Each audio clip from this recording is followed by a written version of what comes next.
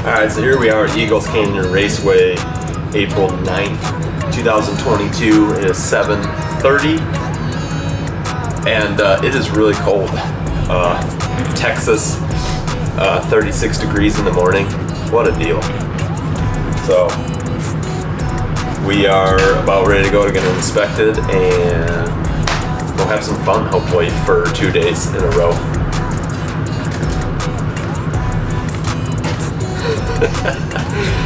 Here comes Creepy. Do you have anything to add about this cold weather? I'm not very happy about it. How do I almost put myself in here? Yeah, it's cold. It is what, April in Texas, and it's 30-something degrees. This is I'm just gonna say it. Yeah, and we had to park by the porta potties. Yeah. I'm not mad about it, man. It's nice to go to the bathroom. It's very convenient. And they're clean. He knows that I have to use the restroom all the damn time. So, no, I'm excited, ready for the car, see how the car does. So, cross our fingers. Let's make it the whole weekend. Yes. Yeah, well, I don't know. You wanna stop by later? Maybe you wanna make something tea? You wanna grab something from the street? Maybe no. But, yeah,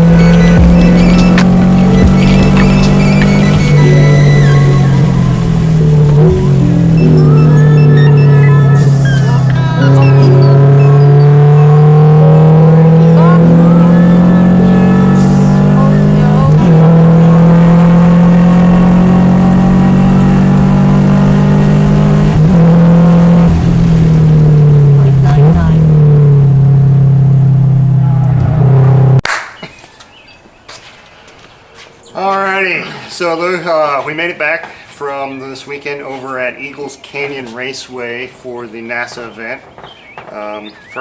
We made it. It still runs. It drove up here. So how was it? As much as you can't tell, yes, it did. It does run. It does start. We were able to run it off the trailer the other day, and it was a great experience. I really enjoyed the new track.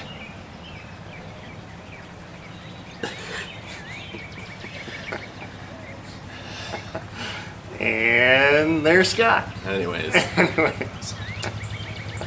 There's always something. Yep.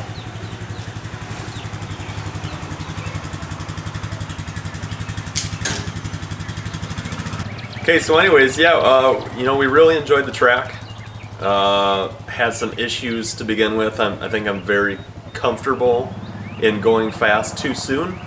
So even in my second lap, cold, early morning, I ran it off the track, probably turn 8 or 9 or 11, some on the backside, and then I think the next session even spun out on one of the tighter corners towards the end of the track.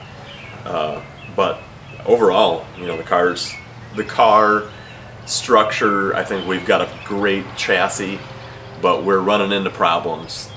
So Yeah, I guess to start off, we did learn a little bit on tire pressure. We had the tire pressure a little high. That was what was kind of getting them slippery out there at the first lap. But then, yes, additionally on this platform, I don't know. We're hesitant of sticking with this FA20. I think it's time to research alternative options. yeah, we've got to do something different because we didn't even get to go the full day on Sunday, so we ran every session on Saturday and made it back out there, stayed home, drove out again, ran one session and deemed it safe to just kill the session based on problems we ran into on the engine. But that allowed us to then drive it off the trailer and drive it into the shop to do the repairs rather than a $5,000 boat anchor. Yeah. So we're looking at nothing major. We just found some oil leaks that we just didn't want to create any bigger problems. And oil pressure is there. It's just not where we'd like it to be to feel comfortable, especially pushing it as hard as we'd like. So that's just kind of where we're at. We just want to be able to literally beat the crap out of the engine of the car that we want and not have to worry about breaking a $5,000 piece of glass, because that's pretty much what this FA20 is. So yeah, I guess now we got to do some research and figure out what are our options, what's the most cost effective, what makes sense. Is it a new platform, is it a new engine, new powertrain, I don't know. Yeah, because the Miata ran really well actually that whole weekend, and that was fun. You know, being able to just beat the heck out of it, and it, you know, it just continues to go and never have an issue, no skipping a beat. Yeah. So I guess that's an option in the long run, is do we just allow this to be a street car for somebody else, or do we find another alternative route for power systems? We've done the LS swap and the S2000, so I know they make LS swap kits. So. Yeah.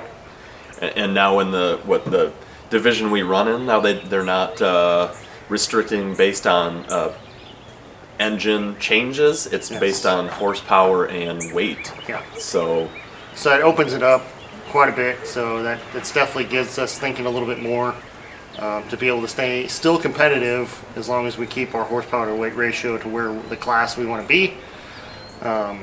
So yeah, I guess with that being said, what's your guys' guess? What's your guys' opinions on what should we do? Should we do an engine swap? Should we do a new chassis? Should we build an FA20?